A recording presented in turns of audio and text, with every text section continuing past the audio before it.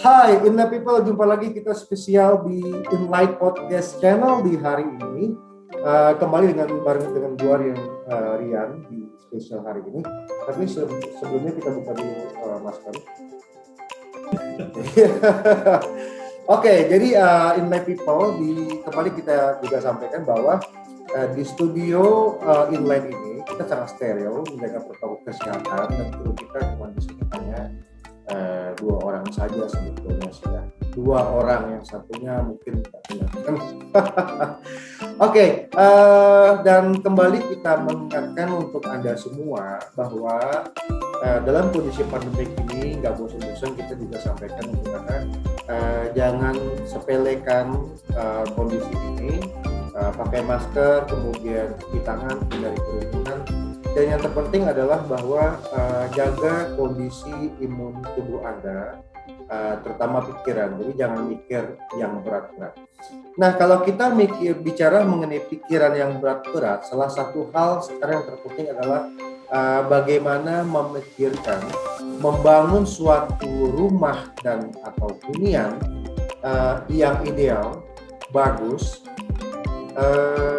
tapi dengan anggaran yang pas, gitu ya. Nah, untuk itu tapi Anda nggak usah pusing hari ini. Spesial di edisi podcast kali ini kita telah bersama dengan salah satu owner dari perusahaan yang bergerak di bidang konstruksi. Dan saya tadi mengutip juga dari website beliau ini bahwa saya baru tahu nih antara perbedaan antara rumah dan hunian, tempat tinggal. Saya mau tanya nanti. Tapi luar biasa, beliau ini company-nya yaitu dari Cipta Kreasi Suryatama, atau kalau Anda mau cari di website bisa di cipta-kreasi.com, semuanya ada di situ, bagus banget. Ya, beliau ini company-nya Pak Ricky ini yaitu Indonesia Best Company Award 2017, Indonesia Most Trust Company, Indonesia Excellent Quality Award, Indonesia Gadget Award. Ini kayaknya mahal nih kalau saya Bapak. Oke, halo Pak Ricky Zu, apa kabar Pak Ricky? Baik, Pak Rian, apa kabar? Baik ya Pak Ricky ya. Baik. Gimana Pak, bisnis lancar? Alhamdulillah, lancar-lancar Pak semuanya. Lancar semua ya. Pandemi nggak ngaruh ya Pak ya? Pandemi kita bilang nggak ngaruh, pasti ngaruh. Di awal-awal ya, orang panik sih. Oke. Nah, kemudian seberapa besar sih Pak Ricky sebetulnya dampak pandemi ini terhadap konstruksi, terutama Bapak ya, Pak sebetulnya kalau Cipta Kreasi ini lebih tepatnya company-nya disebut di bidang apa ya Pak? Kita sebenarnya lebih ke arah home builder sih Pak. Jadi bangun rumah gitu kan. Jadi kan kalau kita ngomong konstruksi kan ada banyak tipe ya, gitu ya. Ya. Meskipun sama-sama kontraktor, tapi kalau bangunnya infrastruktur tuh beda, ya kan? Bangunnya rumah RSS beda juga kelasnya gitu. Jadi kita lebih di arah private home sih gitu. Jadi rumah-rumah yang buat pribadi gitu Pak. Oh, lebih rumah pribadi. Kemudian dari Cipta Kreasi sendiri sudah berapa lama Pak Ari? Nah, jadi kita itu sebenarnya resminya itu dari 2014 Pak. Oke, sudah 7 tahun ya. Background itu Papa itu distributor toko bangunan. Gitu. Oke. Makanya terus tahulah kita kayak ada OSIM segala macam juga dari dia gitu. Iya. Ya, itu menarik. Saya lihat dari website Bapak adalah official partner dari Holcim Solusi Rumah, bukan ya? Benar ya? Itu luar biasa itu ya. Oke, kalau boleh tahu pengalaman dan latar belakang background Pak Ricky sendiri itu sebenarnya lebih kepada apa? Jadi saya itu S1 karena ya Papa disuruh toko bangunan mungkin memang sudah diarahkan lah kita ngomong gitu ya. Jadi saya punya ambil teknik sipil Pak. Oke, pas banget. Teknik sipil di Untar waktu itu Tarumanegara. Oh, Tarumanegara. Oke. Tapi abis itu saya S2-nya lanjut ke China. Kita ambil bisnis gitu. Kenapa harus ke China Pak? Apa kelebihan sekolah teknik sipil juga kan? Enggak, di China sambil bisnis, jadinya Oh, spesial. bisnisnya. Oke. Kenapa Bapak S2-nya harus ambil ke sana? Apa bedanya dengan di kan Eropa apa gitu? Jadi waktu itu memang ada distributor toko bangunan juga kan. Jadi mereka kita pikir kita juga nyari material apa yang kita bisa bawa ke sini, kayak gitu sih tadinya rencananya. Oh gitu. Sambil belajar bahasanya karena kita tahu lah sekarang kan hampir semua import barang dari Cina kan gitu. Ya betul. Istilahnya juga kebetulan saya punya salah satu ijazah saya tuh di bidang tourism ya. Jadi kita diajarkan bahasa tuh harus Inggris dan Mandarin gitu. Cuman saya yang Mandarinnya cuma tahu Puctau, Uain. Iya, Xiang Tang Ren, ya, Xiang Tang Ren. Pak, kemudian terus terang in my people, tadi malam saya browsing tentang company video ini besar.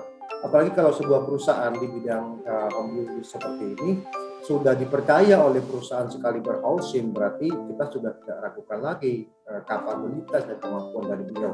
Nah, kita kembali kepada historical dari Cipta Kreasi ini sendiri, Pak.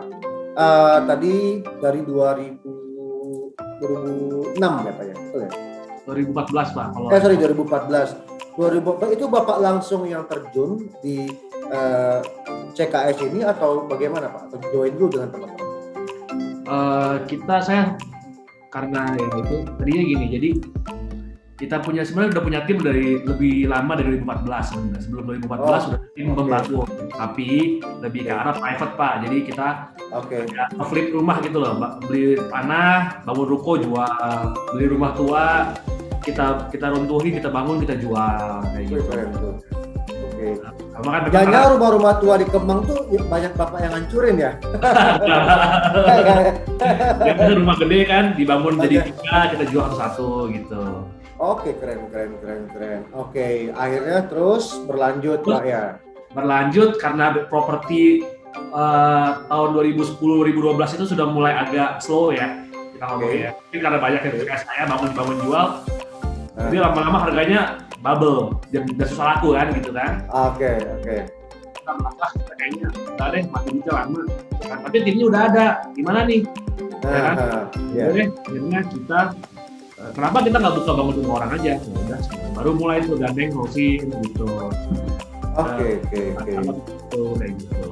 Oke, sama housing berarti Bapak lama ya berarti ya? Ya 5 tahun dari 2015 sampai 2019 lah sebenarnya kontrak kita ya. Gitu ya. Oke, berarti udah kalau boleh tahu udah berapa puluh tuh yang dibangunkan tuh banyak tuh. Iya kan? Banyak tuh ya.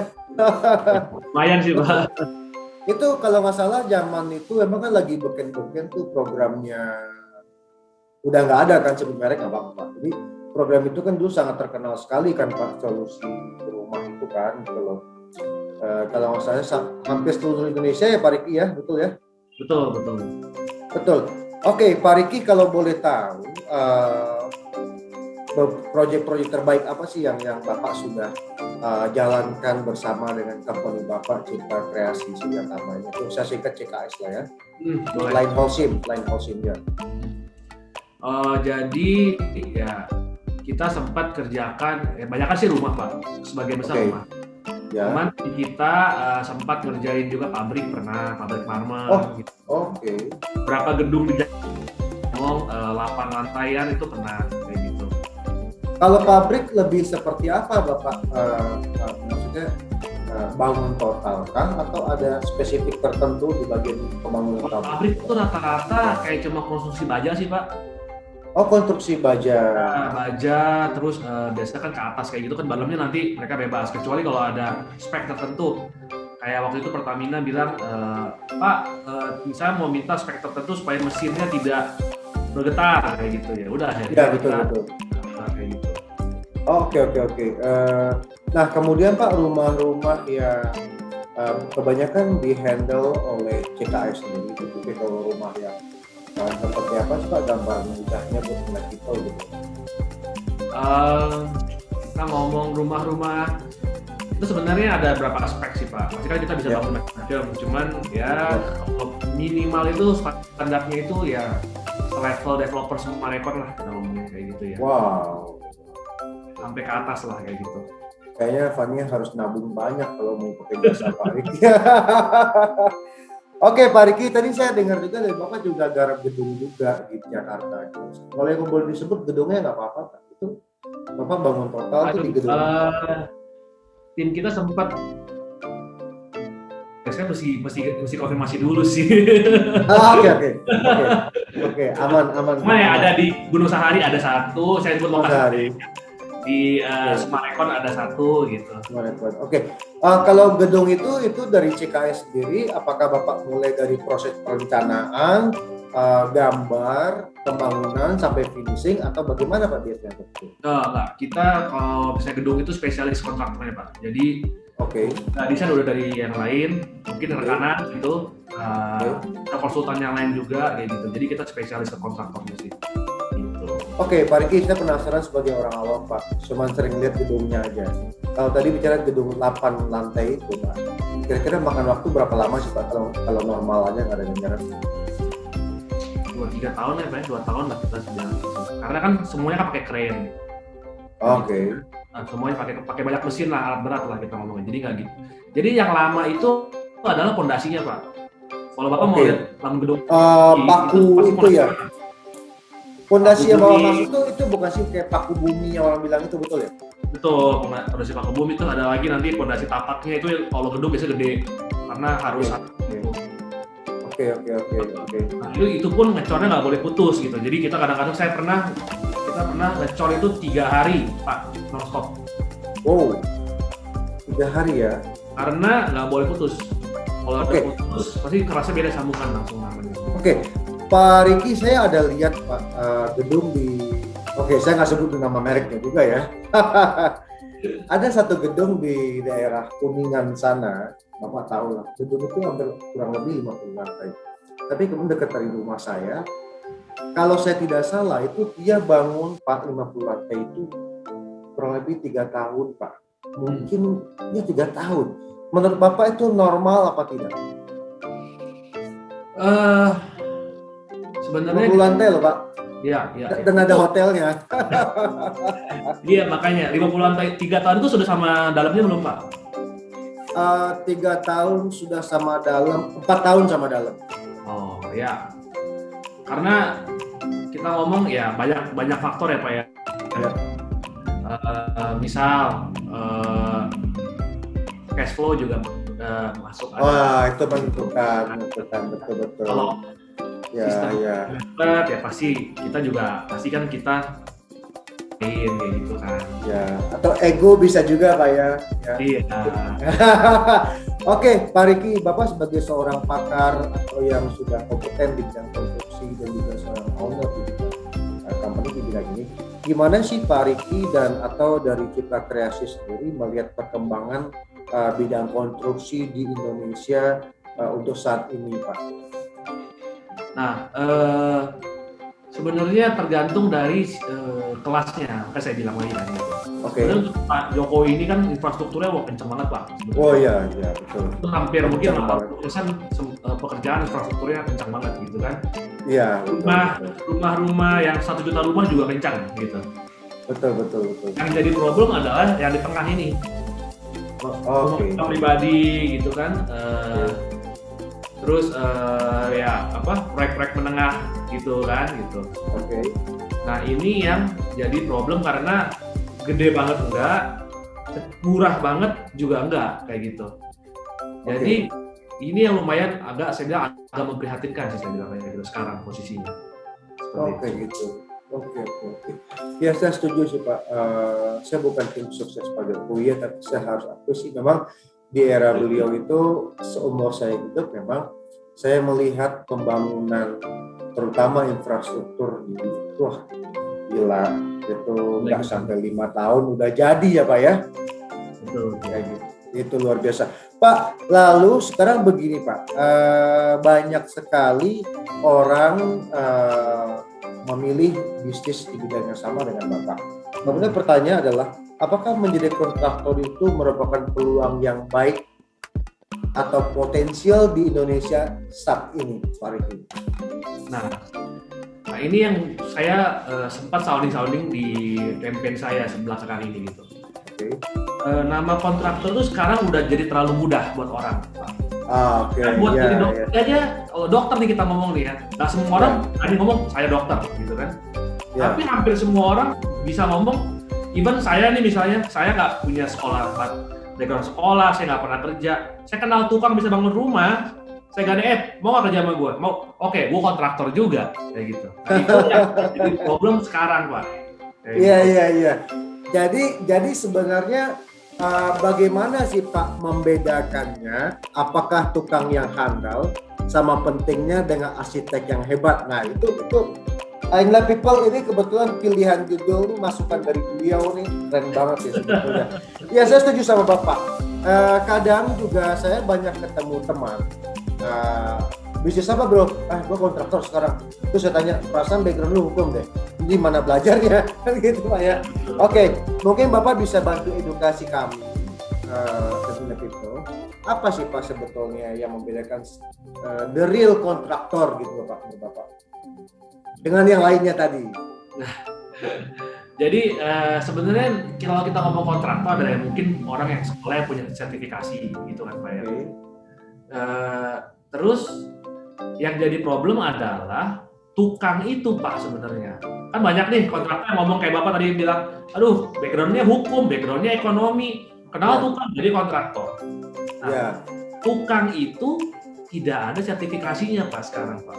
Oh yes, agree, saya setuju. Setuju sekali, ya. Sekarang pos tukang itu biasanya gimana? Ya. Datang sebagai kenek Pak biasanya Pak. Bantuin tukang. Ngangkat ini. Iya. 1 bulan 2 bulan dia udah ngomong, habis itu udah deh, gue udah ngerti caranya. Gue jadi tukang aja deh. Besok ngomong ke orang, saya tukang loh, udah bukan kenek. Supaya dapat hasilnya tinggi gitu kan. Oke. Pertanyaannya, apakah dalam 2 bulan itu dia bener-bener ya? Semua proyek sama, ininya tekniknya, beda-beda sebenarnya, requirement-nya beda-beda. Iya, betul. Itu sebenarnya problemnya. Habis itu tukang nggak lama dia bilang dia jadi mandor. Dia kumpulin teman-teman jadi mandor Pak. Sama orang yang background-nya ekonomi nggak ngerti juga. Aduh, selesai lah itu.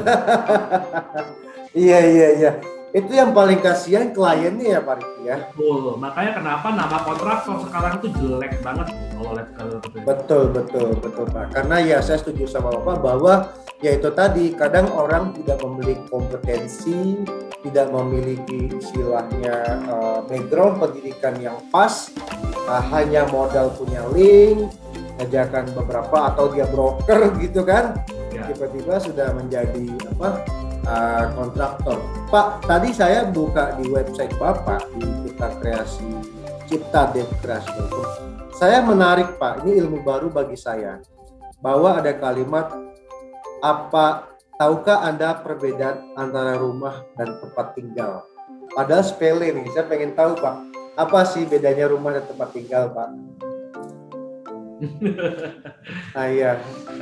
Jadi gimana ya dijelasin nih ya? Rumah, jadi saya klien-klien ke saya itu Pak, kita berusaha untuk bantu bukan hanya di pokoknya yakin gitu kan, tapi lebih ke arah cara hidupnya gimana gitu Pak. Itu yang membedakan kenapa kalau masuk misalnya ke hotel bintang 5 aja misalnya gitu. Kalau kita masuk ke lobbynya Pak, gila itu wanginya, ya kan, lightingnya, betul. Ada lantainya karpet, ada yang marmer, dipegang ada kulitnya, ada kulit pari, ada kulit sapi, ya kan? Itu kita dimainkan panca inderanya Pak, 5 panca itu semua dimainin gitu. Betul. Sedangkan yang kayak cuma RSS kalau mau masuk gitu, ya udah masuk, iya kotak, tembok, pintu, gak kehujanan. Nah itu Pak bedanya hunian dan bangunan gitu. Oke, jadi kalau bangunan sekedar dibangun, ada fondasi, dinding, kamar, atap, udah selesai.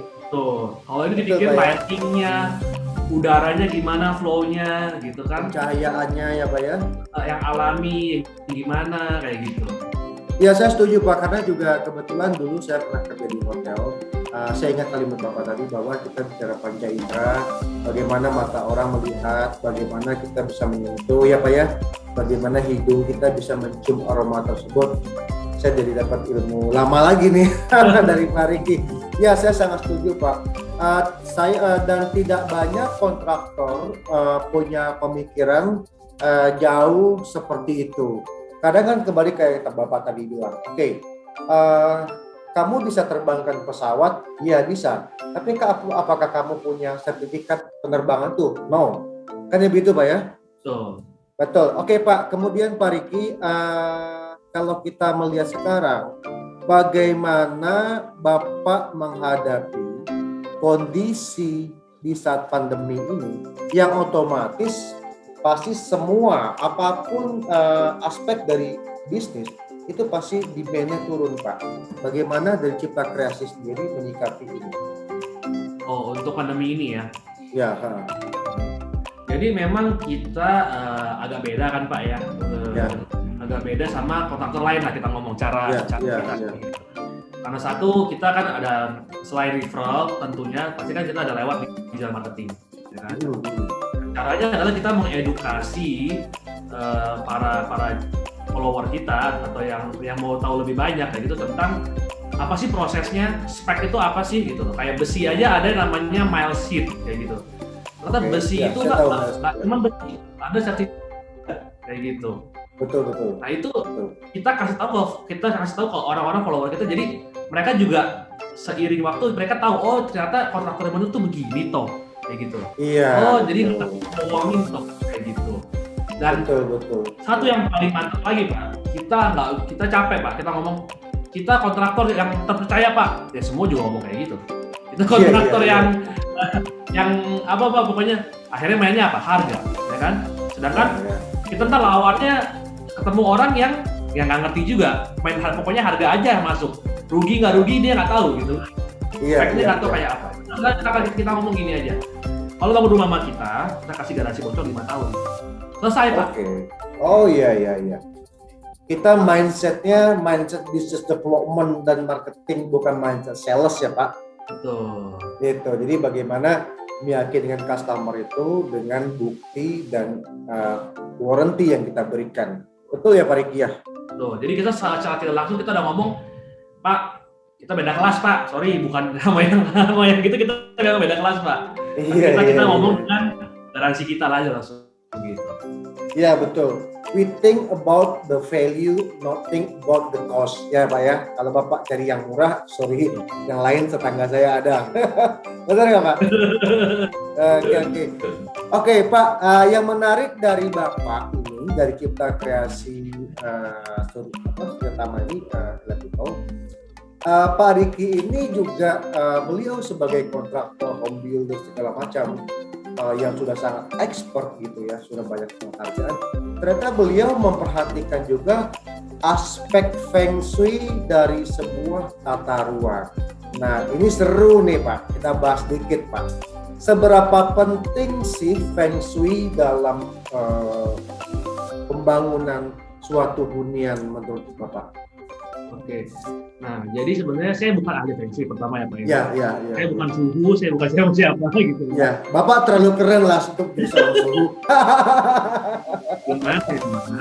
Iya. Nah, saya memberikan kita ngomongnya kita memberikan value yang paling gimana caranya. Iya. Bangun rumah sebenarnya sama mirip-mirip Pak. Iya betul. Mirip-mirip, ya kan? Betul. Cuma gimana caranya dengan uang yang segitu, apa dapat value paling banyak. Kan? Betul. Salah satunya kita kasih kalau udah yang ambil yang paket yang lumayan tinggi gitu ya, kita sampai kasih ada konsultan lighting, kita kasih nggak cuma interior doang, kita kasih sampai konsultan feng shui Pak, kayak gitu loh, untuk orang yang percaya. Oke, berarti Bapak selama ini ya Pak. Berarti Bapak selama ini kalau untuk rumah juga banyak nggak customer Bapak yang akhirnya oke nih boleh nih Pak Riki gitu ya, saya mau dong dikasih juga saya advice tentang feng shui rumah ini seperti apa, banyak juga nggak sih Pak Riki? Jadi gini Pak, ada beberapa tipe orang ya. Rata-rata sih pengen tapi feng shui umum biasanya kayak gitu Pak. Oke. Ada yang feng lebih khusus yang sampai tanggal lahirnya berapa, hadap mana itu yang lebih spesial lagi gitu kan. Cuman kalau misalnya buat saya gitu, kita kasih umum-umum. Kalau misalnya udah mau spesial, ada suhunya lagi. Iya. Jangan kalau nggak sampai itu juga ya.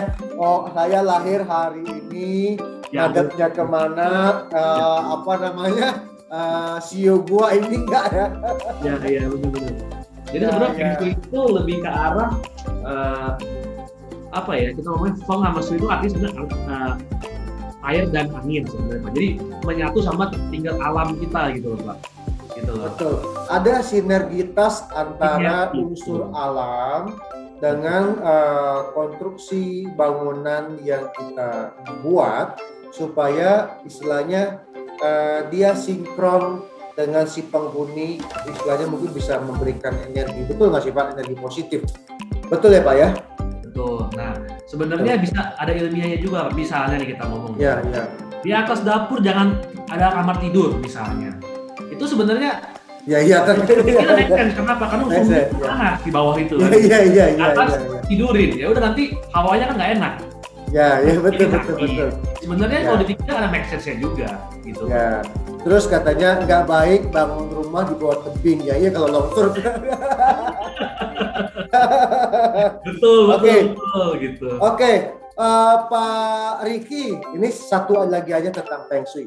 Pak, Feng Shui itu ada nggak sih kaitannya dengan pencahayaan, Pak? Gitu. Oh ada banget. Oh, ada banget ya. Ada banget. Jadi Contohnya, Pak? Contohnya jadi nggak boleh gelap misalnya kayak gitu. Memang ada yang rata-rata sih kalau gelap kita buka jendelanya kayak gitu. Ada hawanya. Jadi secara udara itu harus mengalir Pak. Gitu. Oh betul. Nggak boleh ada satu ruangan yang benar-benar udara masuk ke situ udah nggak bisa keluar lagi. Nah itu biasanya jarang. Oke. Jadi kayak misalkan pintu, kemudian kalau bisa belakangnya itu udah tembok mati aja, jangan ada pintu lagi, betul nggak sih Pak? Ya kadang-kadang begitu ada. Begitu ya. Kemudian kalau pencahayaan kita nggak sebut merek atau berpromosi tidak.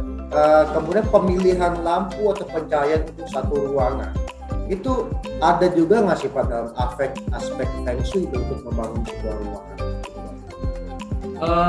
Untuk titik lampu sih sementara sih belum Pak. Atau pemilihan warnanya kayak gitu, atau naruh lampunya di sini. Itu biasanya lebih ke arah ambience. Okay. Nah, ambience itu ya nanti biasanya sama Feng Shui juga ada kerjasama kayak gitu kan. Itu ada maksudnya lighting gitu Pak biasanya Pak. Iya. Saya tahu sih Pak Riki, Feng Shui-nya masalah lampu Pak. Jangan pasang floodlight di ruang makan. Nah itu pasti nggak boleh. Udah tahu banyak nih Pak. Oke Pak Riki, saya punya pertanyaan mewakili dari yang lain-lain juga selama ini. Selama ini yang ada di paradigma orang banyak adalah menggunakan jasa kontraktor dan arsitek itu terlalu mahal. Apakah benar seperti itu Pak Riki? Jadi kita takut gitu loh. Misalnya saya mau bangun rumah pakai kontraktor atau bangun apa gitu. Kebetulan kakak saya itu punya bisnis homestay di salah satu daerah di Banten. Sama juga awalnya nih gitu. Nah, menurut sudut pandang Bapak bagaimana kira-kira? Betul nggak sih itu gitu? Nah, sebenarnya lebih ke tergantung dari kebutuhannya Pak. Kebutuhan, servis yang diberikan ya Pak ya. Jadi kalau untuk rumah RSS kita ngomong ya. Itu lebih karena fungsinya nggak kehujanan Pak. Kehujanan aja udah syukur gitu kan. Kalau rumah yang udah mulai menengah, ya kan. Sebenarnya itu yang saya bilang. Pakai nggak pakai duit yang dikeluarin tuh sebenarnya mirip-mirip. Kayak gitu Pak. Cuma kalau Bapak pakai, experience-nya akan jauh berbeda dibanding tidak pakai. Kayak gitu. Oke. Iya, istilahnya pintar-pintar kita menempatkan diri lah ya Pak Riki ya. Jangan sampai kita rumah RSSS kemudian mau konsepnya seperti di Cibubur terus kontak Pak Riki lagi kan. Pak Riki ini yang pusing matanya. Sebenarnya sih susah juga ya. Karena gini Pak, pengalaman saya lihat orang-orang itu bangun rumah itu paling satu seumur hidup Pak, kita ngomong ya. Paling 1-2 kali Pak. rata-rata ya Pak ya, kita nggak ngomong sultan ya, tiap hari ganti rumah ya, gitu. Iya. Oke. 10 tahun, 20 tahun sekali dia baru ntar renovasi lagi, ya kan? Iya. Kenapa enggak? Sayang banget. Dan itu tidak ada ininya kan, didesain sedemikian rupa supaya cahayanya enak, kayak gitu kan. Nanti begitu masuk, lihat, udah bosan, kok nggak enak ya rasanya, baru bongkar lagi. Atau yang paling fatal, dia pakai tukang yang nggak ngerti misalnya kayak gitu kan. Iya. Melihat tukang itu kan dia nggak sekolah Pak. Kita nggak Iya. saya nggak tahu, rata-rata kan begitu kan. Kebanyakan ya. Iya. Pengalaman lah kita ngomong gitu ya. Iya, betul. Pengalaman. Nah, pengalaman itu nggak bisa disamain setiap proyek Pak, kayak gitu Pak. Iya, betul. 1 lantai, 2 lantai, 3 lantai, caranya udah beda semua itu. Ya, antara dia mengerjakan berdasarkan naluri, antara orang lain bekerja berdasarkan teori dan ada barometer, betul nggak Pak Riki? Betul. Biasanya kalau tukang ngomongnya gimana? Ya biasanya saya kerja begitu kok, katanya. Ya biasanya gitu kan, tapi di sini tanahnya beda, ya kan? Oke. Kebutuhannya beda. Nah itu yang fatal banget kalau sampai akhirnya rusak gitu kan, akhirnya nggak kuat. Itu duit itu udah habis semua Pak. Kalau kita ngomong struktur ya, udah kayak harus bangun ulang semua itu, ya udah jadi puing. Ya betul. Oke Pak Riki, kita lihat terlalu banyak perusahaan yang bergerak di bidang Bapak.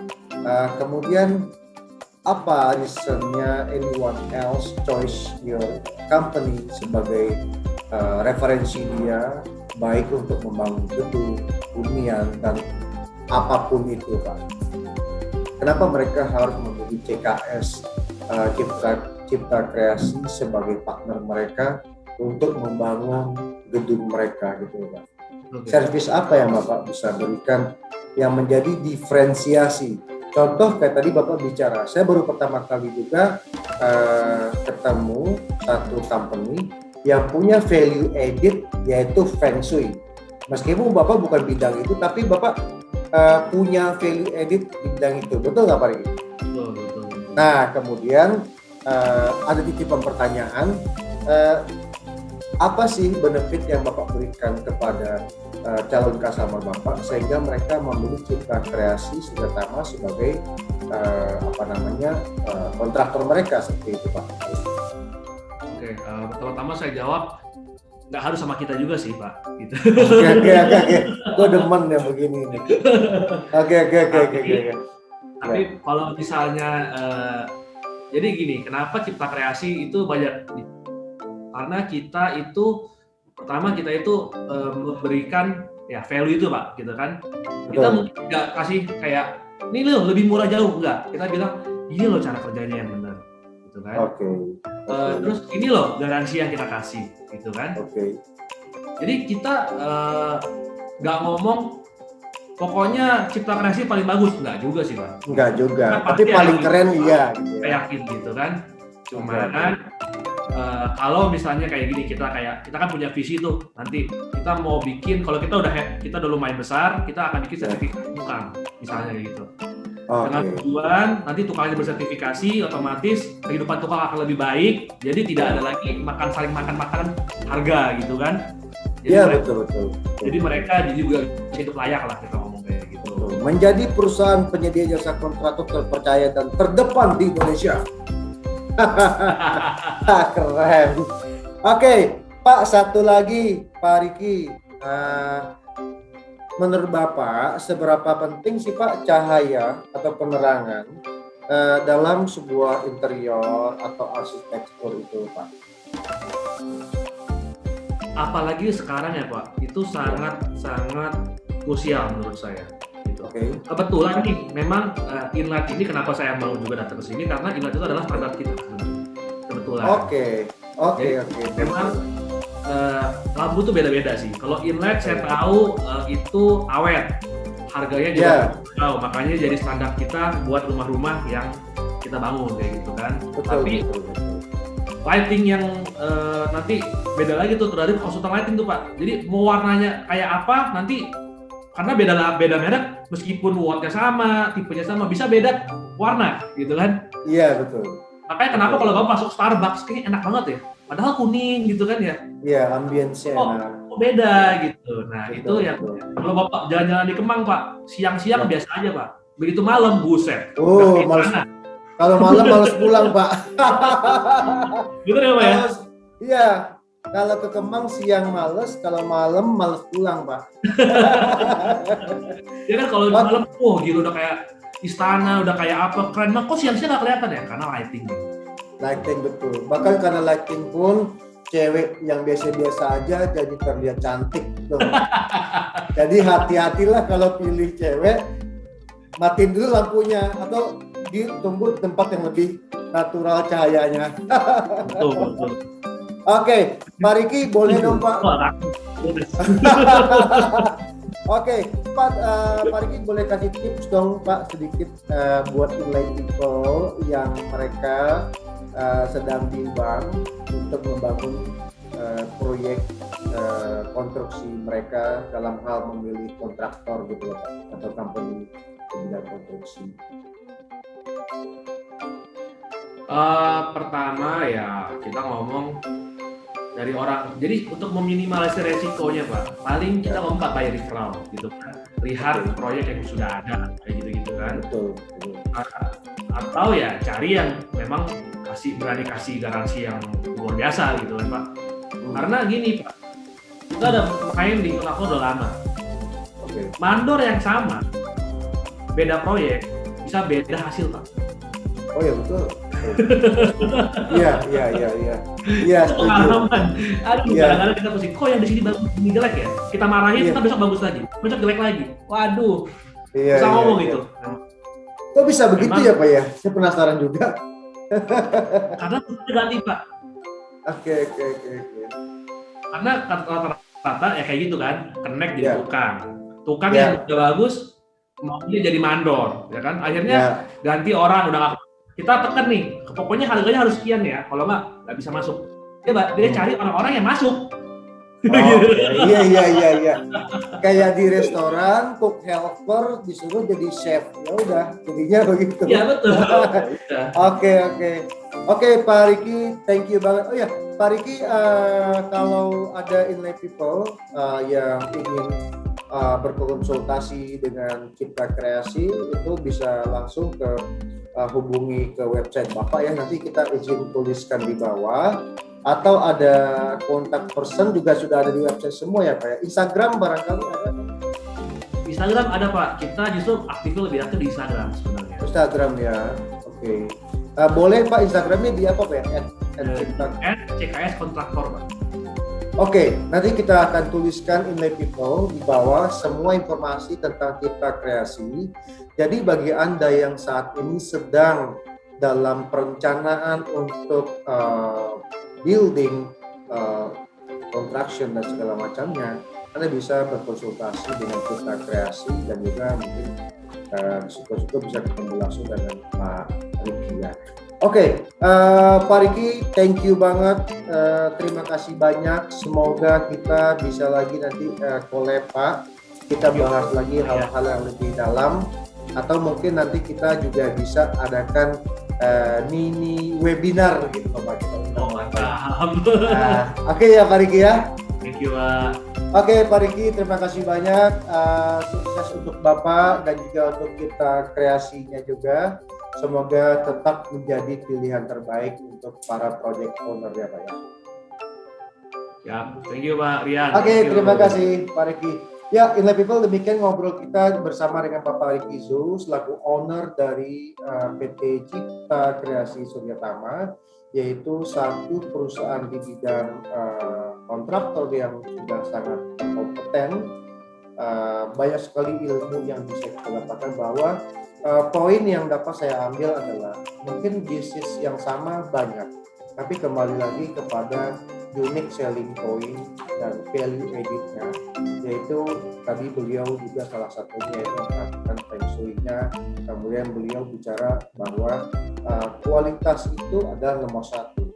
Kalau tadi saya yang paling suka adalah bahwa Pak Riki menyampaikan bahwa tidak harus pakai saya, tapi kita sudah bisa mengukur bahwa kualitas dari beliau dan company saya luar biasa.